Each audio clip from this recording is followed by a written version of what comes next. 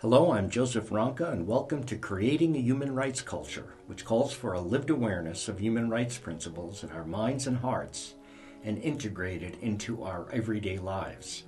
Thus, it aims to promote awareness of the human rights triptych, which consists of the United Nations Universal Declaration of Human Rights at the center. It is the authoritative definition of human rights standards drafted under the able leadership of Eleanor Roosevelt. That document consists of 5 crucial notions: human dignity, non-discrimination, civil and political rights, economic, social, and cultural rights, and the rights to solidarity. It is increasingly being referred to as customary international law, which all nations and peoples of the world must abide. On the right panel, in brief, are conventions which have the status of international treaty, such as the rights of the child, the Convention to Eradicate Racial Discrimination, the Convention to Eliminate Discrimination Against Women, and the Convention on the Rights of People with Disabilities. On the left panel are implementation measures, such as reports of special rapporteurs, reports to United Nations monitoring committees, and world conferences. But again, the Universal Declaration of Human Rights is the authoritative definition of human rights standards, which was drafted under the able leadership of Eleanor Roosevelt. Hi everyone, I'm back, and this is going to be the third episode of this comparison. I've already compared I placed in the first episode, or chapter, call it what you will. I've placed the Universal Declaration of Human Rights in the context of the human rights triptych. I said some general comments about it. In the second episode, I compared the civil and political rights of the Universal Declaration of Human Rights with the U.S. Constitution, and I think that we're doing pretty good there. We do have a lot of freedom of expression, freedom of speech, freedom of religion.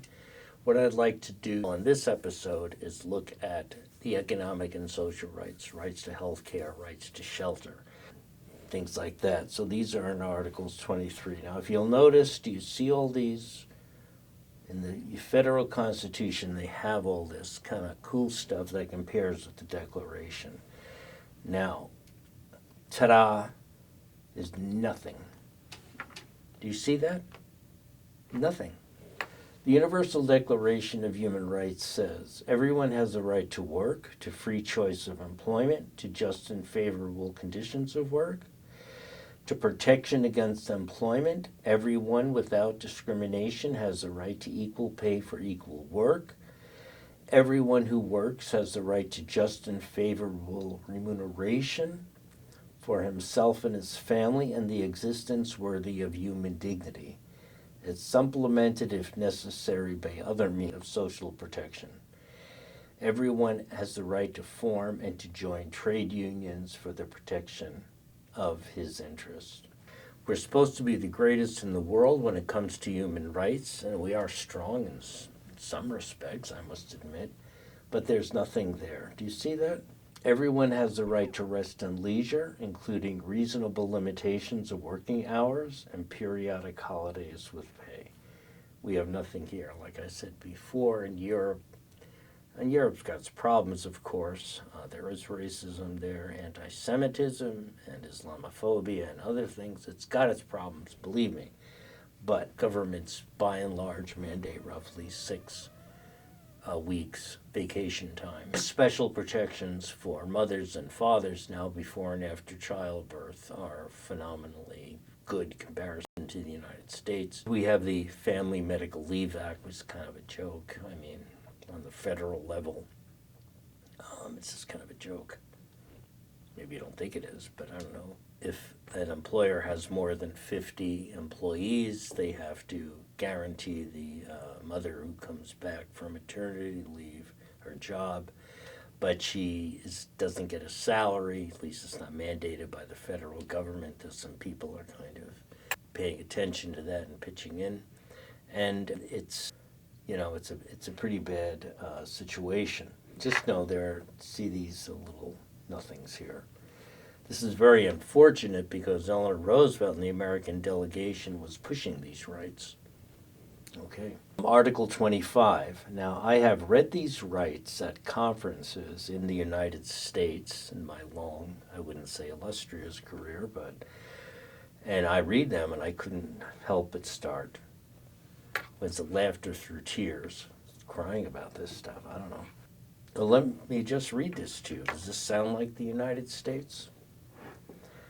Everyone has the right to a standard of living adequate for the health and well-being of himself and his family, including food, clothing, housing, medical care, so people have a right to medical care, and necessary social services, the right to security in the event of unemployment, sickness, disability, widowhood, old age, or other lack of livelihood in circumstances beyond his control. Motherhood and childhood are entitled to special care and assistance. All children, whether born in or out of wedlock. But look at this, everybody. Do you see the blanks here? Shall enjoy the same social protection. I put down there is that very weak comparison with equal protection of the laws, but I just want you to know that I've read this at conferences in the United States, and people listen to that and they kind of laugh. Now, I have read that at conferences in Europe, and I also taught occasionally in Europe, Switzerland and Germany. And when I read that, students in the class would go like this. And I'm thinking, what? I said, yeah, we have this in Switzerland, for example. I said, well, could you explain? He said, yeah. We have security in our jobs. If you're doing something wrong in the job, the employer has to document what you did wrong and has to write it down and has to give you a year to change it. And has to be documented that he helped you change it, or she. And if for some reason the job wasn't meant for you, okay, then you can get unemployment insurance. And I said, well, how long is unemployment insurance? They said, well, it's 2 years. 2 years? And yeah. And hey, look it. I mean, people find that landing in the slammer, and slammers are expensive, aren't they? The main predictor is unemployment. So I don't know, if you have unemployment insurance, you're able to support your family. I mean, it cuts down on, I don't know, people going bonkers or something and landing in the slammer. So I think they're much more advanced there. Now look at Article 26, says everyone has the right to education. Education shall be free, at least in the elementary and fundamental stages. Now, this thing in education, and technical and professional education shall be free. Now, it says education shall promote understanding, tolerance, and friendship among nations, racial and religious groups, and shall further the activities of the United Nations. Okay? Right now, I don't know. I ask you, the audience, I ask this in my class. When you got educated, did you learn about teaching peace, tolerance, and friendship among nations? I don't know, did you? I asked it in my class. I didn't. When I studied history books, it was Revolutionary War, War of 1812, World War I, World War II. It's like, all I do is learn, like, the way you resolve conflicts is through war. I mean, I just never quite get it. Now, let's move on. Article 27, everyone has the right to participate in the cultural life of the community. I don't really think we have that. I know in Massachusetts, they're doing away with requiring the arts in schools. This is very, very strange. I have read on a number of occasions that if a school has an orchestra or a band, that cuts down on dropout rates like 50%. And, you know, music does have charms. Sounds trite, but it has charms to soothe the savage beast here, okay?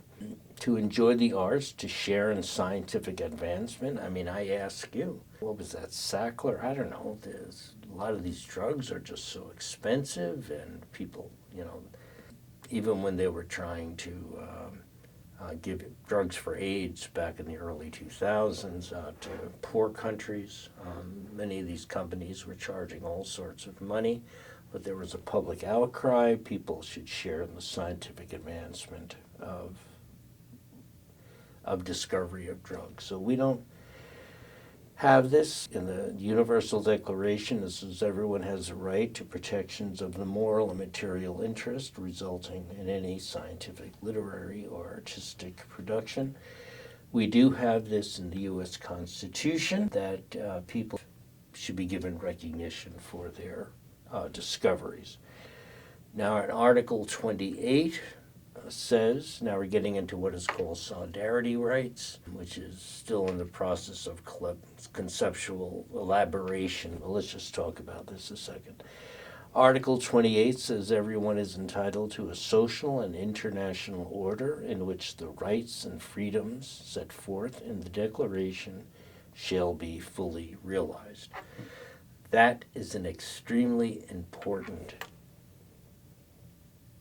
principle. It's not in the U.S. Constitution.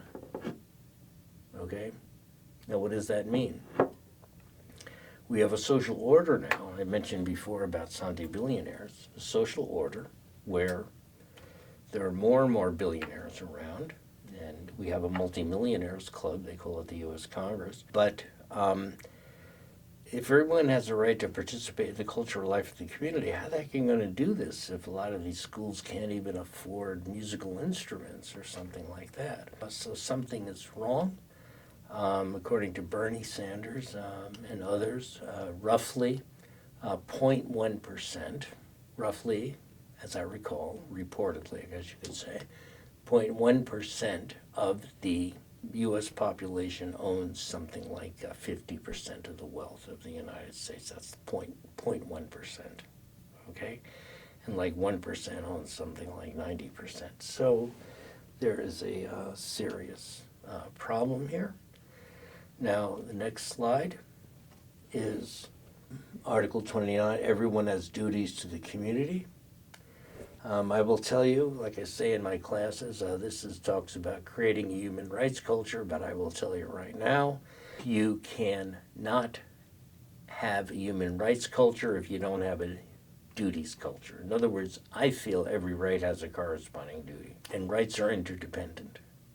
It's a complicated issue, but this Universal Declaration should be at the basis of all kinds of policies and programs. So people have rights to health care, yes, but people also have a duty to be healthy, listen to me, to exercise, to eat the right foods. But we have to have a social and international order where this is possible. So if, corporations control what we eat, if it's hard to exercise, the United Nations Special Rapporteur on the Right to Food has defined food as it has to be nutritious, it has to be culturally appropriate, it has to be reasonably priced, and it has to be easily accessible. We ain't got it, guys. I don't think we have food deserts. I see a lot of poor people with all these packages on buses, and the packages are breaking. In many poor areas, they have very fatty foods. There's an obesity epidemic. I should talk, but we have a duty to try to be healthy, but we can only do it to some extent if our options are very limited. So that's something to think about. And all rights and freedoms are subject to certain limitations, okay? And that's basically what these other things say. There's subject limitations. You have freedom of speech, but you shall not engage in hate speech or even propaganda for war, according to the United Nations. So what do we got to do?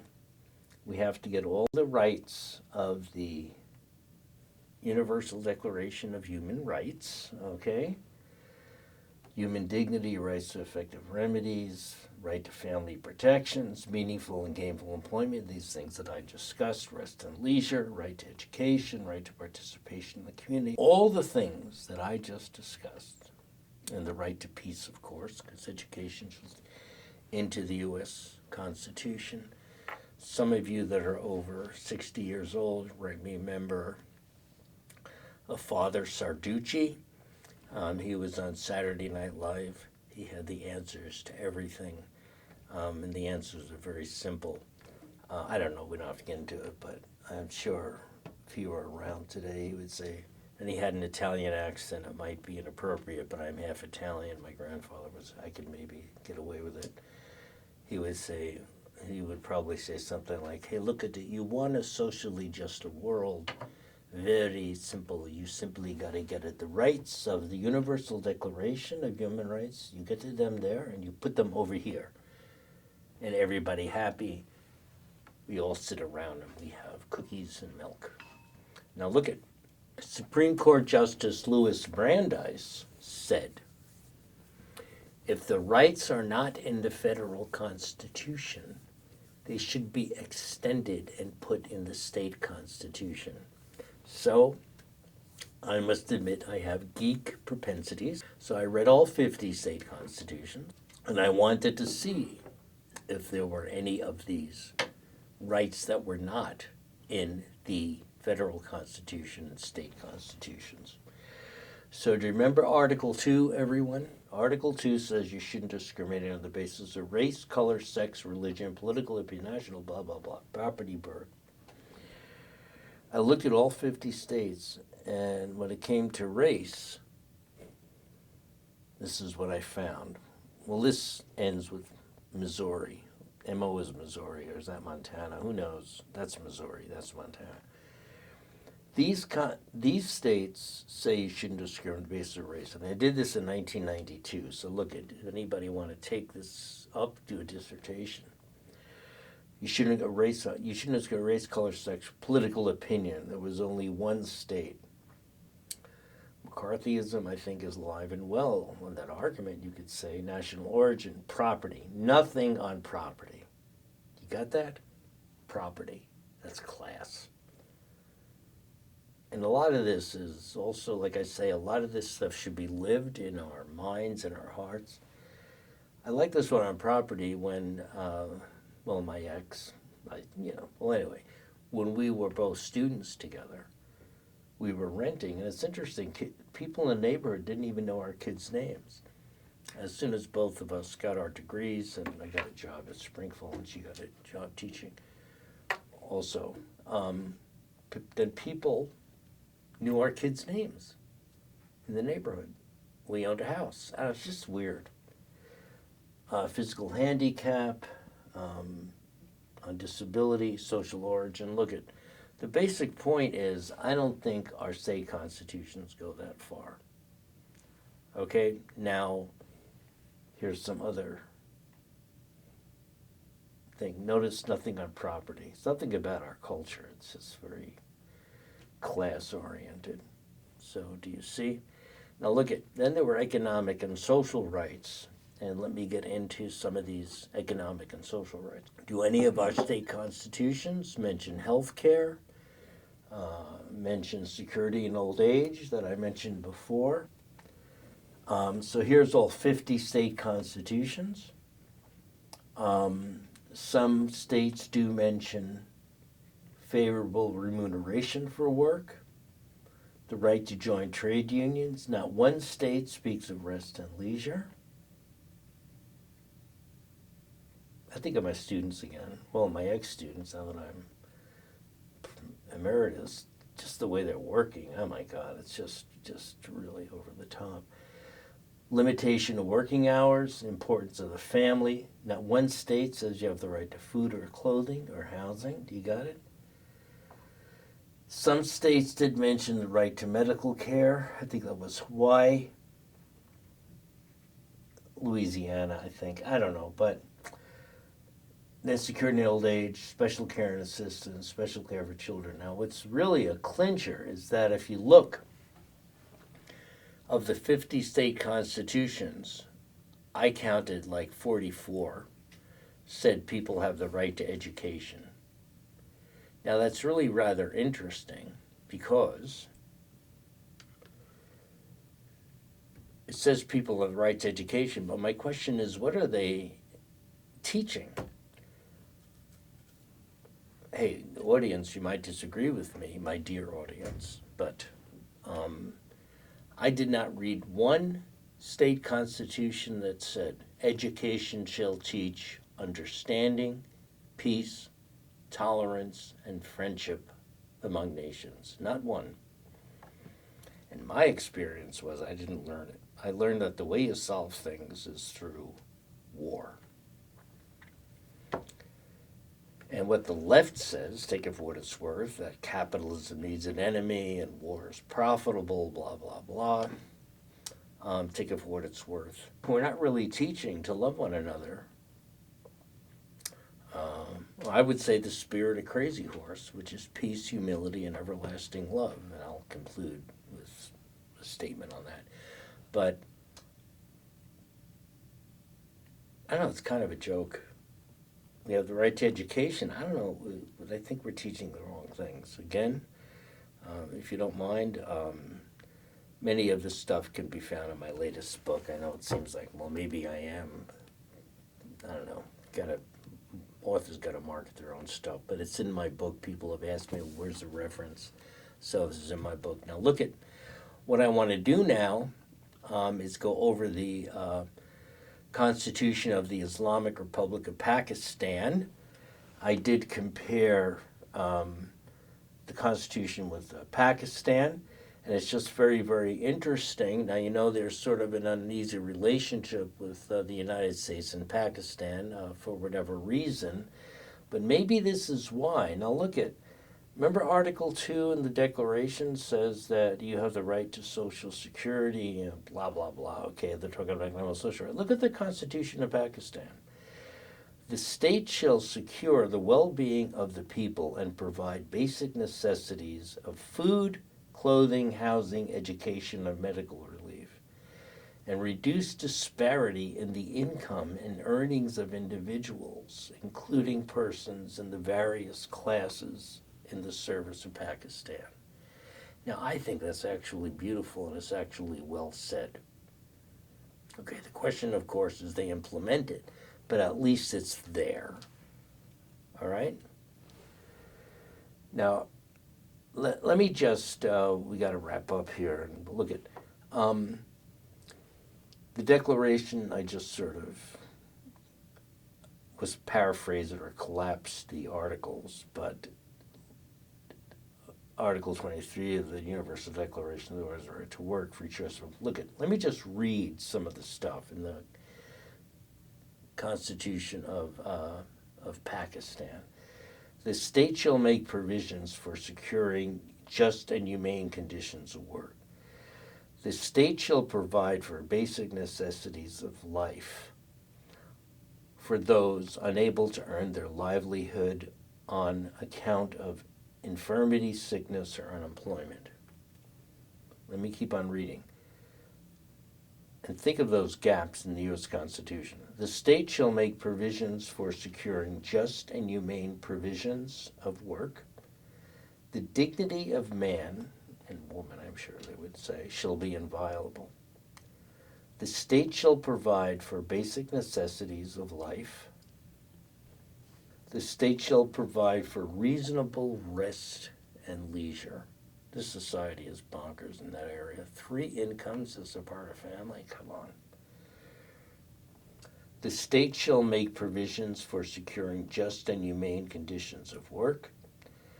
The state shall secure the well-being of the people. The state shall secure the well-being of the people, provide facilities for work, and adequate livelihood, social security, basic necessities of life, such as food, clothing, housing, and education and medical relief. The state shall make provision for maternity benefits for women. When I was in Pakistan, the woman said, contrary to what you might think, I don't know, They have maternity benefits from women, and women are treated well there. You know, the state, we don't hear that much about Islamic culture, but this is what they told me. The state shall protect the marriage, the family, the mother, and the child. The state shall provide free and compulsory education to all children of the age of 5 to 16 years. The state shall make technological and professional education generally available and higher education legally accessible to all on the basis of merit. The state shall endeavor to promote, listen to this one, international peace and security, foster goodwill and friendly relations among all nations, and encourage the settlement of international disputes with peaceful means. I think it's beautiful and well said. Okay, of course, they do have nuclear weapons, and you could make the argument this is just fluff of air, but okay. You could make that argument. We're here to discuss these issues. At least I never really heard these things. Citizens have a distinct language, script, or culture, and shall have the right to preserve and promote the same. Now, this is very interesting. It says, the state shall secure the well-being of people by preventing, listen to this one, the concentration of wealth and means of production and distribution in the hands of a few. Think of the United States now, 0.1% and 50% of the wealth, 1% owning 80% of the wealth, and distribution in the hands of the few to the detriment of general interest, and by ensuring equitable adjustment of rights between employers and employees and landlords and tenants, and eliminate riba as early as possible. Riba is unjust business practices. Now, this is kind of the clincher. They have what is called the Gini coefficient. The higher the Gini coefficient, the more inequality. The United States, well, we got some good points here, but the greatest human rights country in the world, supposedly. They call it American exceptionalism, but that's just another story. The Gini coefficient is 41.5. The Gini coefficient in the Islamic Republic of Pakistan is 29.6. Like I said, 0.1% owns roughly 50% of the wealth, and 1% owns roughly 80-90% even, I've read. In Pakistan, 1% owns something like 30-40% of the wealth. It's still not the greatest, but at least it's better, and it's just something to think about. Maybe that's why there's an uneasy relationship between the United States and Pakistan. I think if you do Islam right, it is verily we honor every human being, it says in the Koran, and it's a much equitable religion. Well, Christianity is like that too. I think if you do Christianity right, it's kind of radical socialism. Like as Pope Francis said when he addressed the U.S., he's talking to the U.S. Congress, literally said, when economic and social policies are unjust, human rights principles are violated, till the U.S. Congress. So that's the Judeo-Christian Islamic tradition. That again is in my book, I already mentioned that. And what we need to do if we're working for human rights and social justice, let us always keep in mind the spirit of Crazy Horse. He was an indigenous leader of the Sioux, and they have a great monument to him not far from the monument of those four, I forget their names. Okay, they are Indianators. What could I say? But anyway, Spirit of Crazy Horse is peace, humility, and everlasting love. Peace, nonviolence, humility. Let's face it, we got our problems. Let's work together, and let's engage in everlasting love. Treat others like we would like to be treated, which is fundamental to almost all world's religions. Thank you, everyone, for listening, and take care of yourself, take care of others as human needs be. And I'm Professor Emeritus. I don't like the word retiring, but I'm going to be retiring in Florida. It's just going to be a new chapter, and hopefully I'll still be able to do a few episodes via Skype or Zoom or whatever they call it. Thank you, everyone, and take care and in solidarity. Bye.